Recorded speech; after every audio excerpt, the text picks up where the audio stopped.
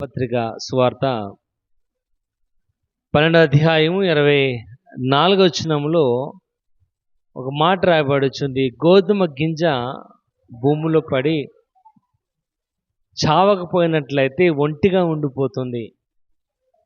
In case అది చచ్చినట్లయితే విస్తారముగా ఫలిస్తుంది.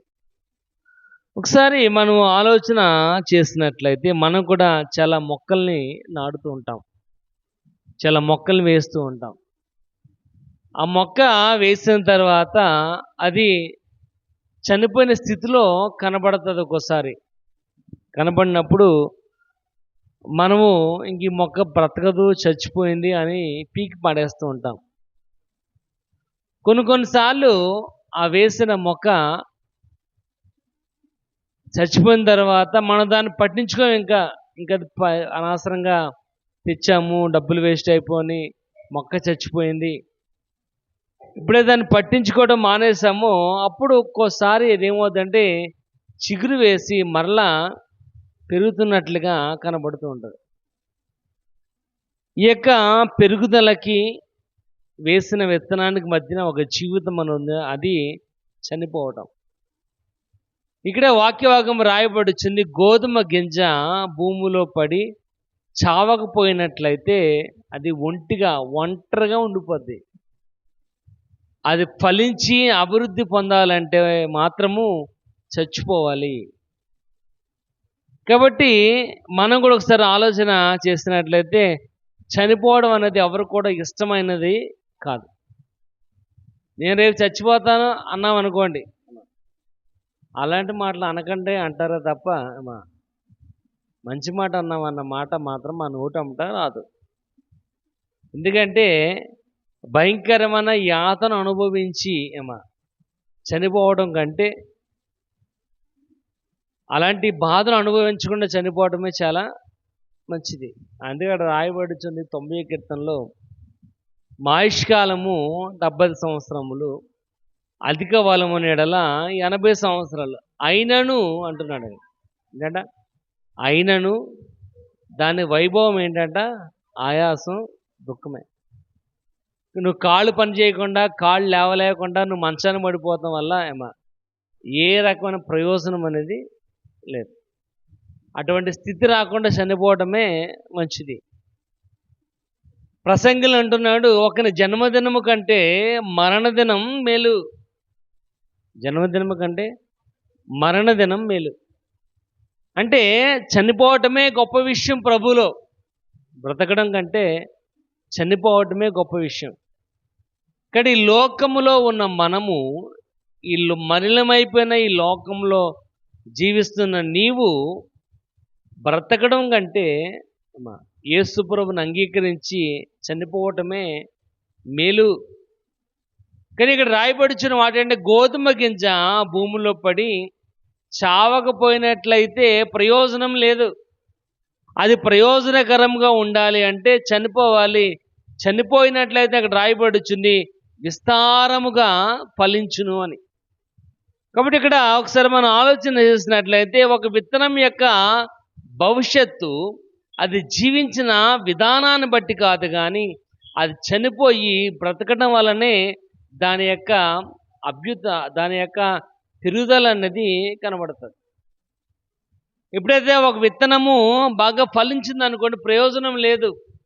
ఎప్పుడైతే అది చనిపోయిందో అప్పుడే దాని వాల్యూ అనేది పెరుగుతుంది. ఇక్కడ రాయబడుతుంది, కష్టపడకపోతే కష్టము లేకపోతే ఆశీర్వాదం అనేది లేదు. ఒకసారి చూడండి, 3వ అధ్యాయము ఆదికాండం 3వ అధ్యాయం 18-19 వచనం. నీవు నేలను తిరిగి చేరే వరకు నీ ముఖపు చెమట కార్చి, ఏంటంట నువ్వు తిరిగి నేలను చేరే వరకు, అంటే నువ్వు నేలను తీయబడినావు కనుక మరలా నువ్వు తిరిగి నేలను చేరే వరకు అక్కడ రాయబడుతుంది, నువ్వు ఆహారం తినాలంటే నువ్వేం చేయాలంట, నీ ముఖపు చెమట భూమి మీద పడాలి.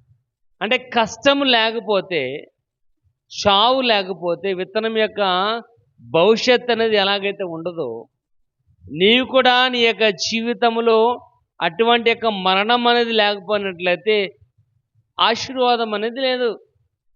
కానీ ఇక్కడ రాయబడుచుంది ఏంటంట, ఆ విత్తనం యొక్క భవిష్యత్తు తన పెరుగుదలలో లేదు, కానీ చచ్చుట వలనే దానికి ఫలితం అనేది ఉంది. ఒక విత్తనము బాగా ఫలించడం వల్ల ప్రయోజనం లేదు, కానీ అది చచ్చి బ్రతకడంలో ప్రయోజనం అనేది ఉంది. ఎప్పుడైతే పడి లేచామో, ఎప్పుడైతే పడి లేస్తేనే వాడి విశ్వాసం ఎలా ఉంటుంది? రాక్ సాలిడ్గా ఉంటుంది, పడి లేస్తేనే. కాబట్టి పడిపోవటం అనేది మన యొక్క అసమర్థత వలన కాదు, పడిపోవటం వలన ఏదో తాత్కాలికమైనది కాదు, కానీ పడిపోయిన వాడి యొక్క జీవితం ఒకలా ఉంటుంది, పడకుండా ఉన్న వాడి యొక్క జీవితము మరోలా ఉంటుంది. పడిపోయిన వాడు ఎలా ఉంటాడంటే మరలా రెండో స్టెప్ వేసేటప్పుడు చాలా జాగ్రత్తగా వేస్తాడు. అదే పడని వాడు అడ్డగడ్డాలుగా నడుస్తూ ఉంటాడు. ఇక్కడ వాక్య భాగం రాయబడుచుంది, విత్తనం యొక్క భవిష్యత్తు దాని పెరుగుదలలో ఉండదు, కానీ చచ్చి బ్రతకడంలో మాత్రమే కనబడతాయి. అంటే ఇక్కడ వాక్య భక్షుడు మార్కు సువార్త 4వ అధ్యాయము 20 చదువుకుందాం.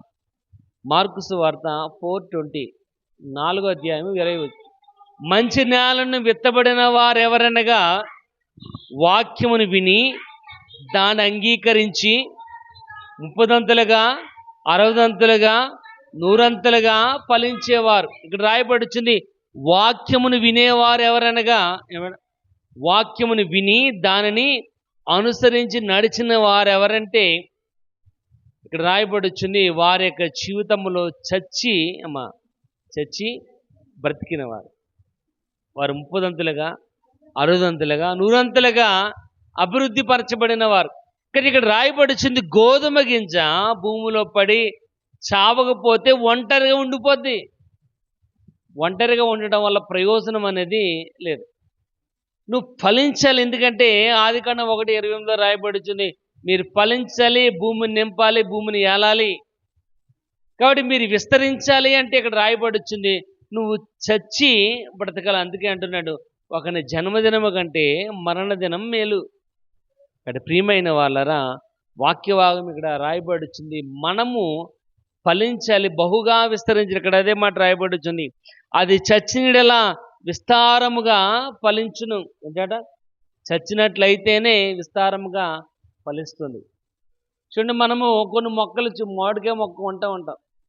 ఆ మామిడికాయ మొక్క అమ్మేటప్పుడు వాడు అంటూ ఉంటాడు, ఏమండి ఇది హైబ్రిడ్ అండి, ఇది వెయ్యగానే నెక్స్ట్ సంవత్సరానికి కాయలు ఇరక్కాసేతాయండి అంటాం. నెక్స్ట్ సంవత్సరానికి కాయలు చితక్కాసేతాయండి అంటాడు. నిజంగా తెచ్చి వేస్తాం నెక్స్ట్ సంవత్సరానికి పూత ఉండదు, ఏముండదు. నెక్స్ట్ సంవత్సరానికి ఒకే ఒక కాయ కాస్తుంది. అడేమన్నాడు, చెట్టు నిండా కాయలు ఉంటాయండి అంటాడు, కానీ ఒక్క కాయ కూడా కనబడదు. కనుముక్కో చెట్టు ఉంటుంది, వాడి వేయటమే తరువాయి దాని నిండా గుత్తులు కాయలు కనపడుతూ ఉంటాయి. దానికి అర్థం ఏంటంటే చచ్చి బ్రతకడంలోనే విలువ.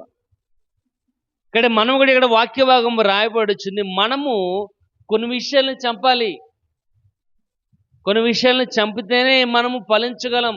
మనం ఫలించలేకపోతున్నాం అంటే మనం కొన్ని విషయాలను ఏం చేస్తున్నామంట, చంపకుండా ఇంకా నీరు పోసి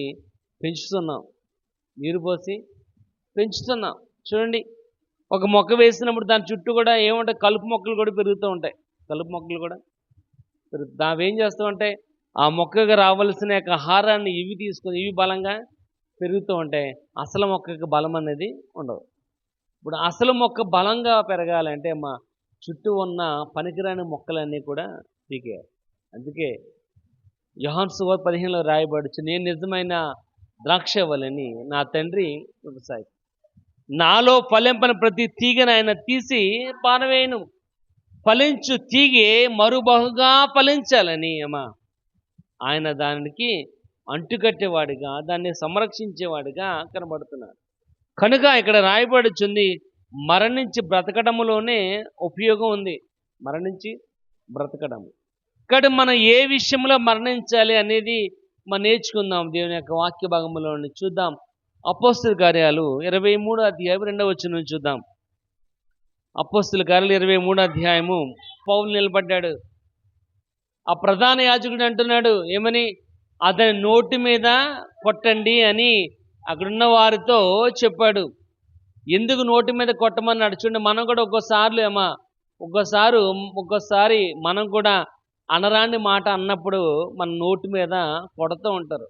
అనరాని మాట అన్నప్పుడు ఆ మాటను అనకూడదు, దాన్ని మూతి మీద ఒకటేస్తే మనం అంటూ ఉంటాం, వాడు మూతి మీద ఒకటి అయ్యి మళ్ళా ఆ మాట ఆడు మాట్లాడటం అని. ఇక్కడ వాక్యభాగం కూడా రాయబడుచుంది. ప్రధాన యాజకుడు అంటున్నాడు పౌలును చూసి ఏమని, అతన్ని నోటి మీద కొట్టండి అని.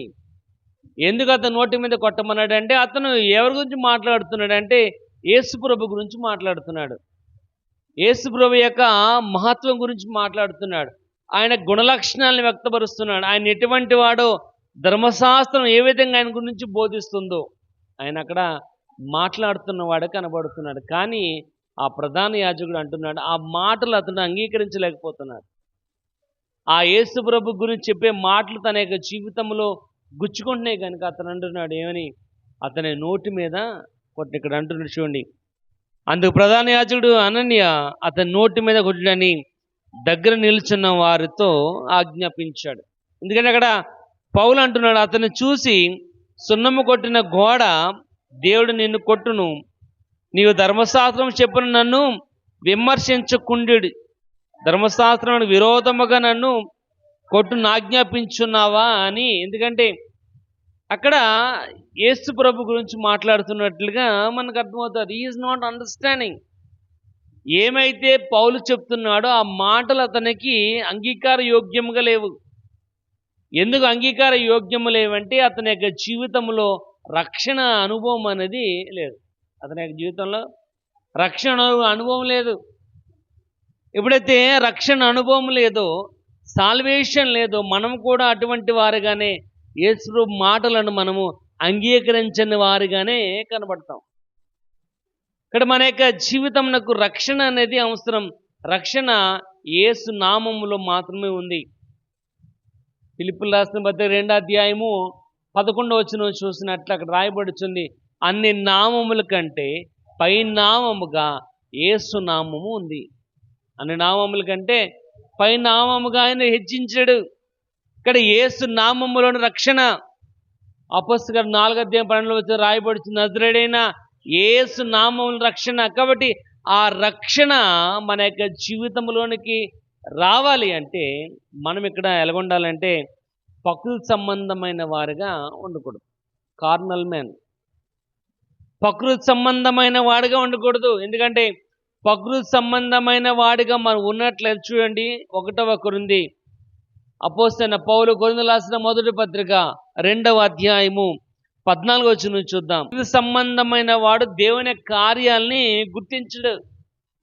మనం కూడా కొన్నిసార్లు ప్రకృతి సంబంధమైన వారిగా ఉండి దేవుని యొక్క కార్యాలను మనం లక్ష్య పెట్టాం. దేవుని మీద ఆధారపడడం కంటే దేవుడు సృష్టించిన ప్రకృతి మీదే మనం ఆధారపడిన వారిగా ఉంటాం. దేవుని యొక్క కార్యాలను లక్ష్య పెట్టడం కంటే ప్రకృతి ద్వారానే మనము ఆ కార్యాలు జరుగుతున్నాయని మనం అనుకుంటూ ఉంటాం. కానీ ఇక్కడ వాక్య భాగము రాయబడుచుంది, ప్రకృతి సంబంధమైన వాడు దేవుని కార్యాలని గుర్తించలేడు. అవి అతనికి చూడండి ఇక్కడ రాయబడుచుంది, వెర్రితనముగా ఉన్నాయి. అవి అతని యొక్క జీవితంలో ఉపయోగం లేనివిగా కనబడుతున్నాయి. ఎప్పుడైతే పౌలు ఆ యొక్క మహాసభలో మాట్లాడుతున్నాడో ఆ ప్రధాన యాజకుడు ఆ మాటలను అంగీకరించలేకపోయాడు. ఎందుకంటే అతనిలో రక్షణ అనుభవం అనేది లేదు. కానీ నువ్వు ఫలించాలి, బహు విస్తారముగా ఉండాలి అంటే నీలో ఉన్న ఆ ప్రకృతి సంబంధమైన వాడు ఏం చేయాలంటే చచ్చిపోవాలి. ఆ ప్రకృతి సంబంధమైన వాడు ఎప్పుడైతే చనిపోయాడో అక్కడ రాయబడుచు నువ్వు బహుగా విస్తరించగలవు, బహుగా ఫలించగలవు. కానీ నీ యొక్క జీవితంలో నువ్వు బహుగా ఫలించలేకపోతున్నావు. దానికల్ల కారణం ఏంటంటే నీలోనున్న ఆ ప్రకృతి సంబంధమైన మానవుడు, నీలో ఉన్న ఆ ప్రకృతి సంబంధమైన వాడు ఉన్నాడు కనుక. చూడండి 1వ కొరింథీ 3వ అధ్యాయం 2వ వచనం చూద్దాం. అప్పట్లో మీకు బలము చాలకపోవడం వలన పాలతోనే నేను మిమ్మల్ని పెంచాను కానీ అన్నముతో నేను మిమ్మల్ని పెంచలేదు. మీరింకను శరీర సంబంధులై ఉండడం వలన ఏంటంట, మీరింకా ప్రకృతి సంబంధమైన వారుగా, శరీర సంబంధమైన వారుగా ఉన్నట్లయితే బలహీనులు. నువ్వింకా బలహీనుడిగా ఉన్నావంటే అమ్మా ఏంటంట, నువ్వు ప్రకృతి సంబంధమైన వాడు. చూడండి, కొన్ని మొక్కలు ఉంటాయమ్మా, కొన్ని మొక్కలు ఉంటాయి సన్నంగా నిటారుగా పెరుగుతుందమ్మా, సన్నంగా నిటారు పెరుగుతుంది. దానివల్ల ఏమా ఎంత గాలి వేగానే వెంటనే అది దాంట్లో ఏం లేదు, కింద బేస్ అనేది పట్టలేదు. కానీ కొన్ని మొక్కలు పెరుగుతాయి కింద నుంచే స్ట్రాంగ్గా పెరుగుతూ ఉంటాయి. ఎంత గాలి వచ్చినప్పటికీ అది నిలబడగలుగుతుంది. ఇక్కడ వాక్య భాగం రాయబడుచున్నట్లుగా ఎప్పుడైతే మనము ప్రకృతి సంబంధమైన వారికి ఉండిపోతామో బలహీనులం. మనం అంటూ ఉంటాం, మా అబ్బాయి ఎంత తిన్నా ఇలాగే ఉంటున్నాడు నీరసంగా. ఎందుకంటే వాడికి ఎంత బాదం పప్పులు పిస్తా పప్పులు ఎట్టినప్పటికీ అమ్మా వాడు ఇంకా బలహీనుడిగానే కనబడుతున్నాడు. ఇక్కడ వాక్య భాగం రాయబడిచి మనము కనుక ప్రకృతి సంబంధమైన వారిగా ఉన్నట్లయితే వాక్య భాగం సెలవిస్తుంది బలహీనులం. నీలో ఉన్న బలహీనత ఏం చేయాలంటే చనిపోవాలి. చనిపోయినట్లయితేనే వాక్య భాగం రాయబడుతుంది. ఆ గోధుమ గింజ ఎప్పుడైతే చచ్చిపోయిందో ఏమా ఆయన అంటున్నాడు అది బహుగా విస్తరిస్తుంది, అది విస్తరించి ఫలించుస్తుంది. ప్రియమైన వాళ్ళు, నీలో ఉన్న ఆ ప్రకృతి సంబంధమైన మనిషి ఏమైపోవాలంటే చనిపోవాలి. ఎందుకంటే ఆత్మ సంబంధమైన క్రియలు మనం అంగీకరించలేకపోతున్నాం. అందుకే అంటున్నాడు 1వ కొరింథీయులకు రాసిన పత్రికలో 1వ అధ్యాయము చూడండి 17-18 వచనం రాయబడుతుంది. నశించున్న వానికి వెర్రితనం, కానీ రక్షింపబడుచున్న వారికి మాత్రము దేవుని యొక్క శక్తి. సిలువను గూర్చిన వార్త నశించిపోచున్న వాడికి వెర్రితనం. ఆ యొక్క సభలో ఉన్న ప్రధాన యాజకుడికి ఎలాగుందంటే వాడు నశించిపోతున్నాడు కనుక మాటలను అంగీకరించలేకపోతున్నాడు. కానీ ఆయన అంటున్నాడు రక్షింపబడుచున్న నీకు మాత్రము దేవుని యొక్క శక్తి. ఆ శక్తిని గ్రహించుకోవాలి అంటే నీలో ఉన్న ఆ ప్రకృతి సంబంధమైన మనిషి ఏమైపోవాలంటే చనిపోవాలి. చనిపోతేనే తప్ప విత్తనానికి వాల్యూ అనేది కలగలేదు. చనిపోకపోతే తన యొక్క జీవితమునకు అభివృద్ధి అనేది కలగలేదు. నువ్వు ఇంకా చావనట్లుగా ఉన్నట్లయితే ప్రయోజనం అనేది లేదు. చూడండి, ఎఫెసీ రాసిన పత్రిక 3వ అధ్యాయము 2వ వచనం 17వ వచనం ఒకసారి చూడండి. ఎఫెసీ 1:17 నుంచి చూద్దాం. ఎఫెసీ 1:17 1:17 మనోనేత్రములు వెలిగింపబడినందున ఏంటంట, మీ మనోనేత్రములు వెలిగింపబడినందున ఆయన మిమ్మల్ని పిలిచిన పిలుపు వలనైనను నిరీక్షణ ఎట్టిదో పరిశుద్ధులైన స్వాస్థ్యం యొక్క మహిమైశ్వర్యం ఎట్టిదో ఆయన క్రీస్తునందు వినియోగపరిచిన బలాతిశయం బట్టి విశ్వసించు వాటి యందు ఆయన చూపిన శక్తి యొక్క అపరిమితమైన మహత్యం ఎట్టిదో మీరు తెలుసుకొనవలెను. చాలండి. ఏంటంటే మనోనేత్రములు తెరవబడినందున అంటున్నాడు. అంటే ఒకవేళ నీ మనోనేత్రము గనక ఈ ప్రకృతి సంబంధమైన వాటి మీద ఆశ పెట్టుకుని ఆ మనోనేత్రము గనక తెరవబడకపోయినట్లయితే ఇక్కడ మొదటిది రాయబడుచుంది, ఆయన నిన్ను పిలుచుటకు ఇవ్వబడిన నిరీక్షణ ఎట్టుతో నీకు తెలియదు. నిరీక్షణ నీకు తెలియదు. ఇక్కడ రాయబడుచుంది పరిశుద్ధులతో ఆయన స్వాస్థ్యముగా ఇవ్వబోచున్న ఆ మహిమైశ్వర్యం నీకు తెలీదు. 3వది అక్కడ రాయబడి ఆయన చూపుచున్న తన యొక్క శక్తి యొక్క అపరిమితమైన మహత్యం ఎట్టుదో నీకు తెలీదు. ఎప్పుడు నీ మనోనేత్రము తెరవబడకపోవటం వలన. ఇక్కడ మనము కూడా ఇంకా మన యొక్క జీవితంలో మనం ఇంకా ఆ ప్రకృతి సంబంధమైన వారిగా దేవుని యొక్క కార్యాలను పరిపూర్ణంగా మనము లక్ష్య పెట్టిన వారిగా ఉన్నట్లయితే మన యొక్క జీవితంలో ఫలించే యొక్క తత్వం అనేది ఉండదు, విస్తరించే తత్వం అనేది ఉండదు. అవి మన యొక్క జీవితంలో ఉండాలి అంటే ప్రకృతి సంబంధమైన వాడు ఏం చేయాలంటే చనిపోవాలి. అందుకే రాయబడుచు గోధుమ గింజ భూమిలో పడి చావకపోతే ఒంటరిగా ఉండిపోద్ది. ఇక్కడ నువ్వు ఒంటరి అయిపోయావంటే నువ్వు ఇంకా చనిపోలేదని అర్థం. నువ్వు ఎప్పుడైతే నువ్వు ఫలించాలి అంటే చనిపోయినట్లయితేనే ఫలితం. ఇక్కడ కష్టపడకపోతే ఆశీర్వాదం అనేది రాదు. ఆ యొక్క ఆదాముతో అంటున్నాడు, నీవు చెమటోర్చి నువ్వు ఎక్కడి నుంచి తీయబడ్డావో మరలా నువ్వు అక్కడికి వెళ్ళేంత వరకు నువ్వేం చేయాలంట? చెమట కార్చాలి. చెమట కారిస్తేనే ఆహారం.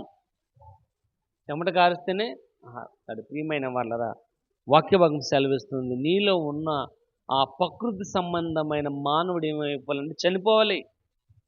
చనిపోతేనే నీ జీవితానికి వాల్యూ. ఇంకా అటువంటి మానవుడు చనిపోయాడు లేదో ఒకసారి ఆలోచన చేయి. ఎందుకంటే మనోనేత్రము తెరవబడకపోయినట్లయితే అపవాది ఏం చేస్తానంట, లోకములో ఉన్నవాడు దేవుని కార్యాలను చూడకుండా నీ మనోనేత్రాలకు ఏం చేస్తున్నాడు? గుడ్డితనం కలుగు చేస్తున్నాడు. దానివల్ల ఆ నిరీక్షణ తెలుసుకోలేకపోతాం, ఆయన యొక్క స్వభావం తెలుసుకోలేకపోతాం. ఇక్కడ రాయబడి ఏంటంటే అపరిమితమైన మహత్యము అంటున్నాడు. ఏంటంటే అపరిమితం అంటే ఆయన ఇచ్చే మహత్యములో, ఆయన ఇచ్చే దీవెనలో, అది ఆయన్ని నీమే చూపించాక ప్రేమలో పరిమితం అనేది లేదు, అపరిమితమైనది. దాన్ని మనం గ్రహించలేకపోతున్నామంటే ఇంకా నువ్వు అదే స్థితిలో ఉన్నావేమో ఒకసారి ఆలోచన చేయి. ఇంకో మాట చూడండి, యోధా పత్రిక 19వ వచనం ఒకసారి చూడండి. యోధా పత్రిక 19వ వచనం.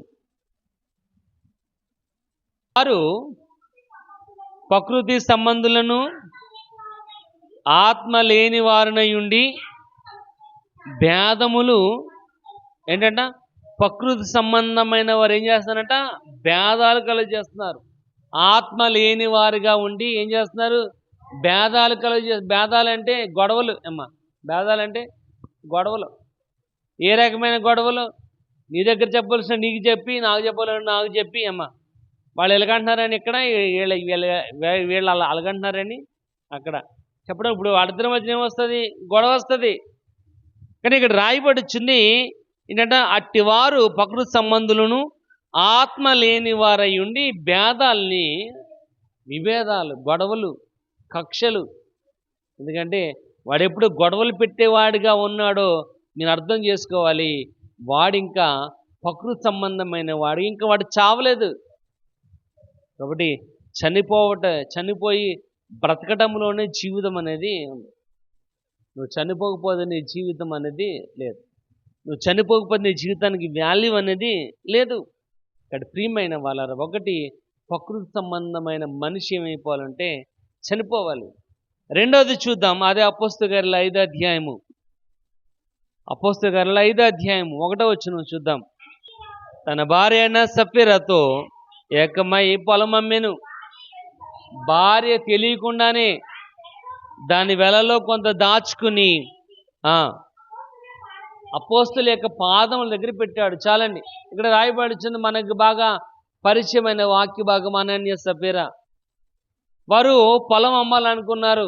పొలం అమ్మగానే వారికి కొంత డబ్బులు అనేవి కనపడ్డాయి. ఆ డబ్బులు రాగానే తన భార్య తెలియకుండానే కొంత డబ్బులు తీసి దాచిపెట్టుకున్నాడు. ఎందుకోసం డబ్బులు మనం ఎందుకు దాస్తాం?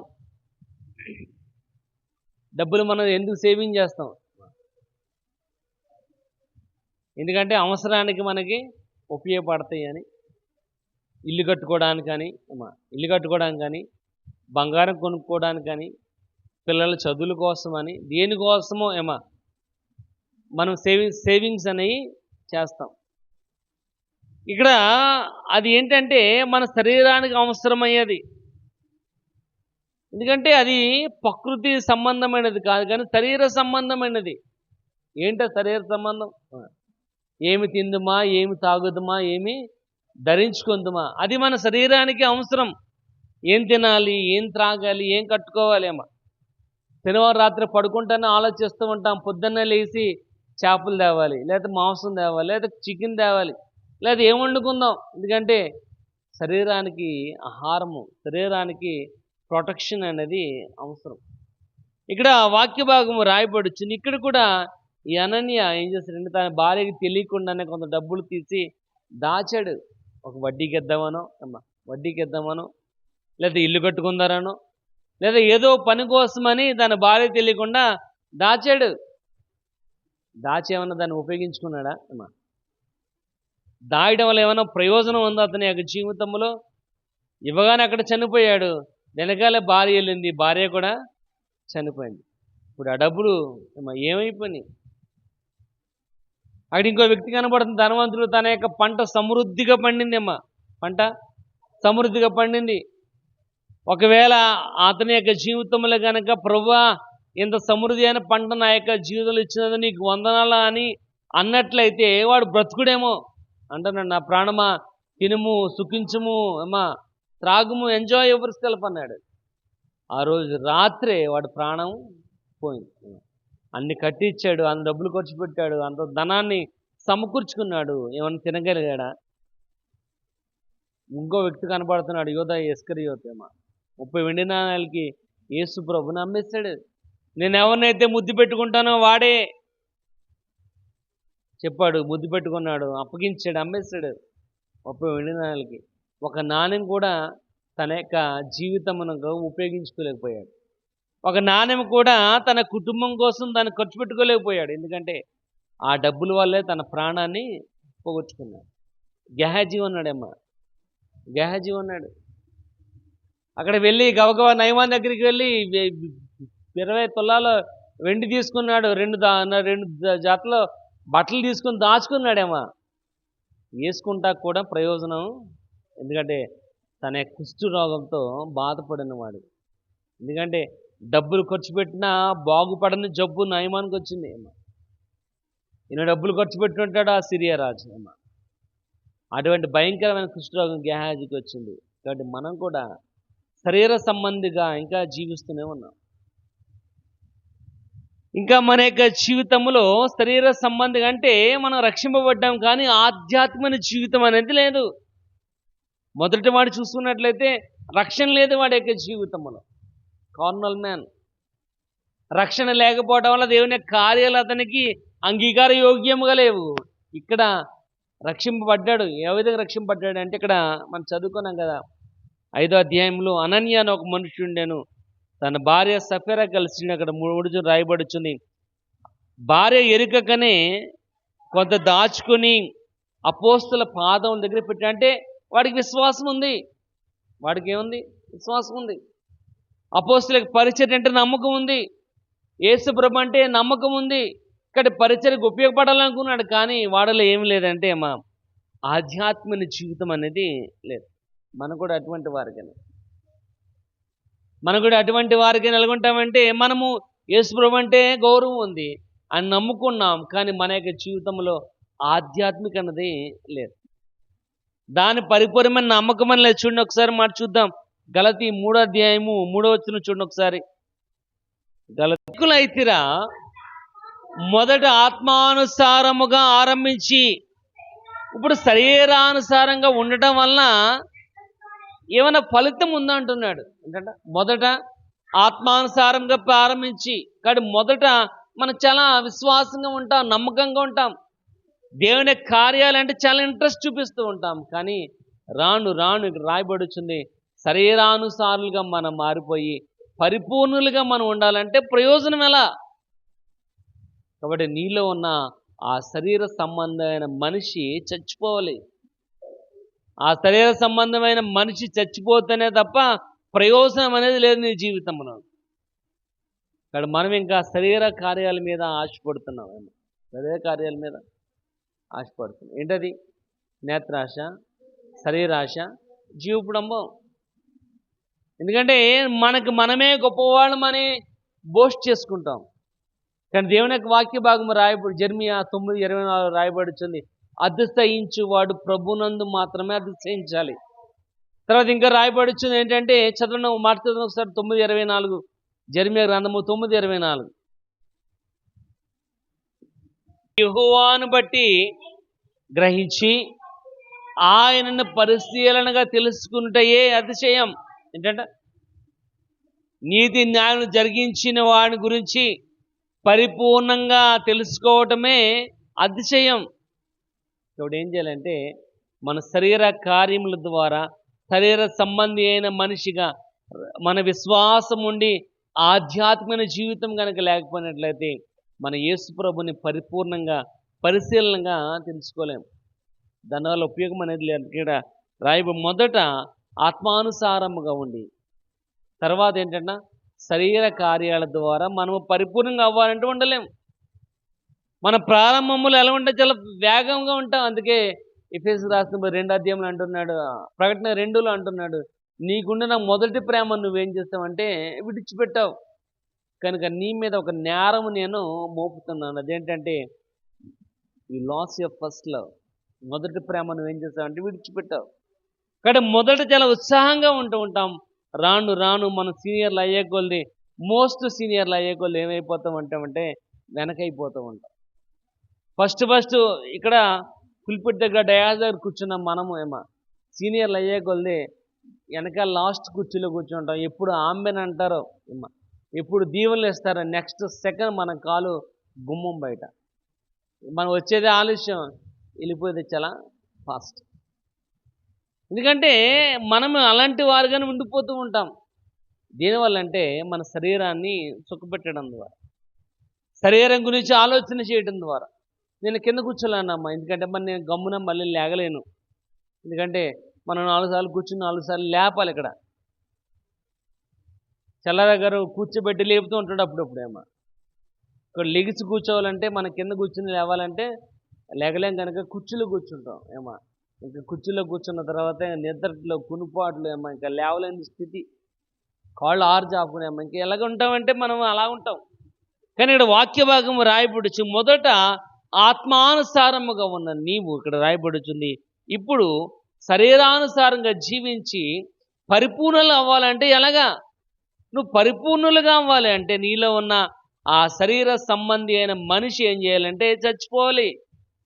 గోధుమ గింజ ఏ విధంగా అయితే భూమిలో పడి చనిపోతుందో ఆ విధంగా నువ్వు ఆ శరీర సంబంధి అయిన మనిషి ఎప్పుడైతే చచ్చిపోయాడో నువ్వు బహుగా ఫలించగలవని దేవుని యొక్క వాక్య భాగం సెలవిస్తుంది. చూడండి, ఫిలిప్పీయులకు రాసిన పత్రిక 2వ అధ్యాయం, ఫిలిప్పీయులకు రాసిన పత్రిక 2వ అధ్యాయం 21వ వచనం. అందరూ తన సొంత కార్యాలనే చూస్తున్నారు కానీ దేవుని యొక్క కార్యాలని చూడరు. మనం కూడా అంతే, ఏమని మన కోసం ఆలోచిస్తాం తప్ప మన రక్షణ కోసం మాత్రం ఆలోచించాం. మనం ఏ విధంగా ఉండాలని ఆలోచిస్తాం తప్ప నేను ఏ విధంగా ప్రభువులో ఉండాలని మాత్రం ఆలోచించాం. ఎందుకంటే మన సుఖం కోసమే మనం ఆలోచన చేస్తూ ఉంటాం. అందుకే ఇక్కడ రాయబడుతుంది, సొంత కార్యాలను చూసుకుంటారే కానీ యేసు కార్యాలను మాత్రం చూడరు. ఎందుకంటే మన శరీర కార్యాలను బట్టి అతిశయించేవారుగా ఉన్నాం. శరీర కార్యాలు ఎందుకంటే ఈ గళితుల సంపత్తులు రాయబడుచున్నాయి, శరీర కార్యములు ఏమనగా అని అక్కడ 15 రాయబడ్డాయి. ఆ శరీర కార్యాలను బట్టి మన యొక్క జీవితం అనేది గడుపుకుంటున్నాం. దానివల్ల యేసు కార్యాలను మనము చూడలేకపోతున్నాం.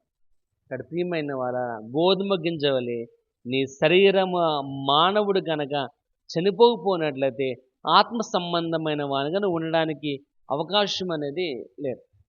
ఇక్కడ ప్రియమైన వాళ్ళ ఇక్కడ వాక్య భాగం తెలియజేస్తున్నాను. సొంత కార్యాలు కాదు, ముందుకు దేవుని పని అవసరం. ముందు ఎవరి పని? దేవుని పని, మన పని కాదు. నువ్వు దేవుని పని చేస్తే దేవుడు నీ పని చేస్తాడు. నువ్వేం చేస్తావంటే ముందు మన పని చేసుకుంటూ ఉంటాం. మన పని చేసుకున్న వాళ్ళందరూ కూడా వెళ్ళిపోయారు, అన్ని కుర్చీలు ఖాళీగా ఉన్నాయి. ముందు మన పని కాదు, దేవుని పని చేస్తున్నట్లయితే దేవుడు ఏం చేస్తాడు? నీ పని చేస్తాడు. నువ్వేమో నా పని అయ్యాక వస్తానండి అంటే నీ పని అవదు, నువ్వు రావు. అది కదా కావాల్సింది, నువ్వు దేవుని పని చేసే విధంగా. కాబట్టి రక్షణ అవసరము, అదేవిధంగా ఆధ్యాత్మిక జీవితం కూడా అవసరం. ఇక్కడ అననీయ జీవితంలో విశ్వాసం ఉంది కానీ ఆధ్యాత్మికంగా పెరుగుదల అనేది లేదు. అందుకే అతను కూడా చనిపోయాడు. ప్రియమైన వాళ్ళారా, వాక్య భాగం రాయబడి వచ్చింది, మరణించి బ్రతకడంలోనే మన జీవితానికి వాల్యూ అనేది ఉంది. ఇక్కడ గోధుమ గింజ వలె చనిపోయి ఏం చేయాలంట? చనిపోయి బ్రతికితేనే అనేక రకాలైన దీవెనలు వస్తాయి, విస్తరించి ఫలిస్తుంది. ప్రియమైన వాళ్ళరా, వాక్య భాగం సెలవిస్తూ చూడండి. ఒకసారి చూద్దాం. యోహాను సువార్త 3వ అధ్యాయం 5వ వచనం చూడండి ఒకసారి. యోహాను సువార్త 3వ అధ్యాయం 5వ వచనం. యేసు ఇట్లా నేను అమ్మా ఒకడు నీటి మూలముగాను ఆత్మ మూలముగాను జన్మిస్తేనే గాని దేవుని రాజ్యమునకు ప్రవేశం అనేది లేదు. ఏంటంట ఒకటి నీటి మూలంగా కానీ ఆత్మ మూలంగా కానీ జన్మించకపోయినట్లయితే వానికి దేవుని యొక్క రాజ్యానికి ప్రవేశం అనేది లేదు. ఇక్కడ దేవుని యొక్క రాజ్యానికి ప్రవేశం ఉండాలంటే రక్షణ అవసరము, ఆధ్యాత్మిక జీవితం కూడా అవసరం. రక్షణ ఎంత ప్రాముఖ్యతో, ఎందుకంటే ఎఫెసీయులకు రాసిన 2:8 మీరు విశ్వాసం ద్వారా కృపచేతనే రక్షణ. ఇక్కడ రక్షణ ప్రతి ఒక్క మానవునికి అవసరం. అనేక పాప జీవితంలోని విడుదల కావాలంటే రక్షణ, అటువంటి రక్షణ నీ యొక్క జీవితం ఇవ్వడానికి యేసు ప్రభు ఈ లోకానికి తనకున్న సమస్తమును విడిచిపెట్టి ఆయన ఐశ్వర్యవంతుడై ఉండి తన యొక్క దారిద్ర్యం వల్ల నువ్వు ధనవంతుడు కావాలి, నీ కోసము దరిద్రుడు అయ్యాడు ఆయన. అటువంటి ఆధిక్యత నీకు ఇచ్చాడు కనుక నీ యొక్క జీవితంలో రక్షణ అనేది అవసరం. అందుకే మీరు విశ్వాసం ద్వారానే ఏం చేయండి రక్షింపబడి ఉన్నాడు తప్ప దేని వల్ల మాత్రం కాదు. అందుకే ఇక్కడ నికోదేముతో అంటున్నాడు ఏమని, ఒక నీటి మూలంగా కానీ ఆత్మ మూలంగా కానీ జన్మిస్తేనే తప్ప వాడు దేవుని యొక్క రాజ్యానికి వారసుడు కాలేడు. ప్రియమైన వాళ్ళ నీలోనున్న ఆ ప్రకృతి సంబంధమైన మనిషి, నీలో ఉన్న ఆ శరీర సంబంధమైన మనిషి, ఎందుకంటే ప్రకృతి సంబంధమైనవి అక్కడ రాయబడుచున్నాయి, శరీర సంబంధమైన క్రియలు రాయబడుచున్నాయి. అవన్నీ ఎప్పుడైతే చంపబడ్డాయో అప్పుడే నువ్వు బహుగా విస్తరించగలవు, ఫలించగలవు. అందుకే అంటున్నాడు నాకు వేరుగా ఉండి మీరేమి కూడా చేయలేరు. మీరు నాలో ఉన్నట్లయితేనే మీరు బహుగా ఫలించగలరు. ప్రియమైన వాళ్ళరా దేవుని యొక్క వాక్య భాగం రాయబడుచుంది. ఏం చేయాలంటే మనం చనిపోవాలి.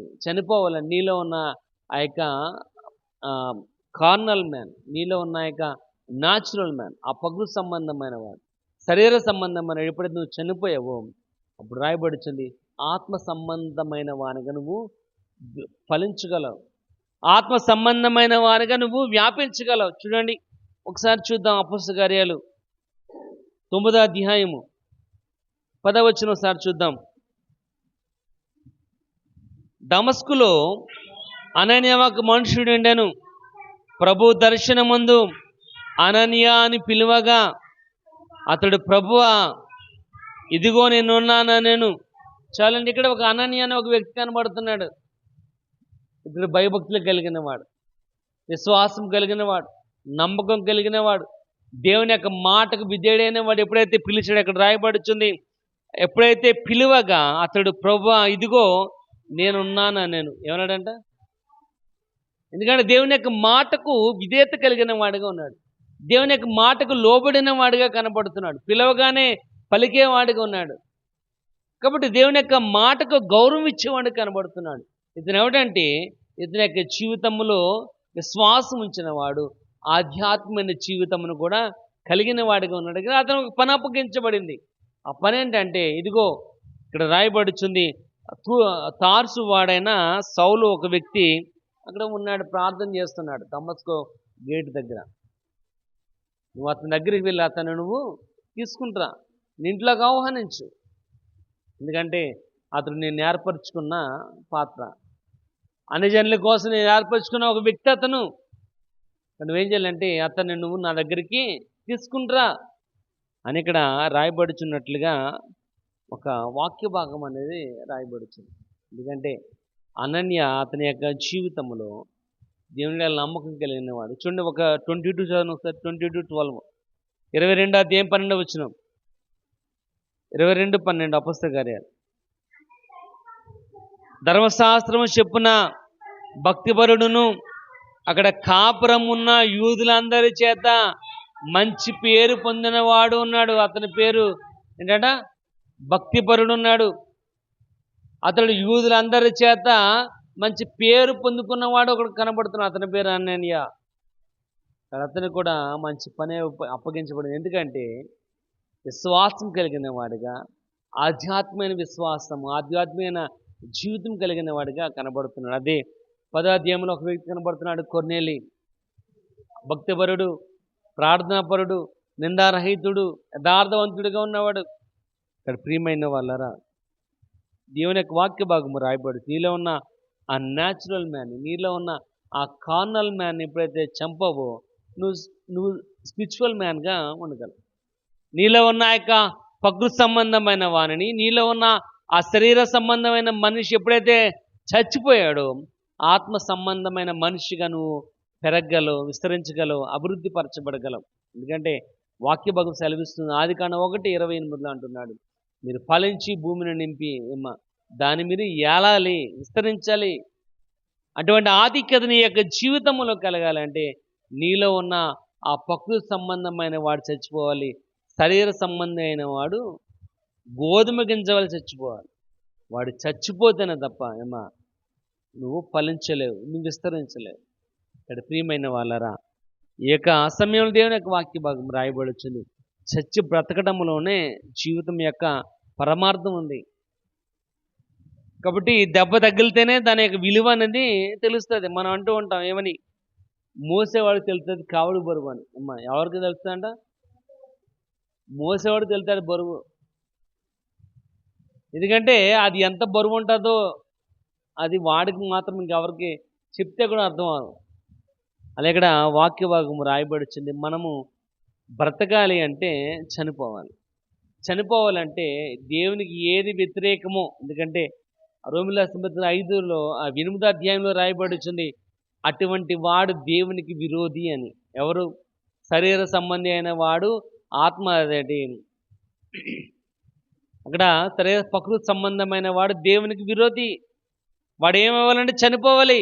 వాడు చనిపోతేనే తప్ప వాడిలో ఆధ్యాత్మిక జీవితం అనేది, అభివృద్ధి అనేది కలగదు. వాడు ప్రియమైన వాళ్ళారా, ఈ యొక్క సమయంలో దేవుని యొక్క వాక్యం అన్నా నీవు ఇంకా అదే విధముగా ఉన్నట్లయితే వాక్య భాగం సెలవిస్తుంది, నువ్వు చనిపోవటమే నయం. ఎందుకంటే నువ్వు చనిపోతేనే నీ యొక్క జీవితానికి ఒక వాల్యూ, పరమార్థం అనేది ఉందని పరిశుద్ధ లేఖనం మనకు తెలియజేస్తుంది. దేవుడు ఈ కొద్ది మాటలు మనం ఇంట్లో దీవించి ఆశీర్వదించునుగాక.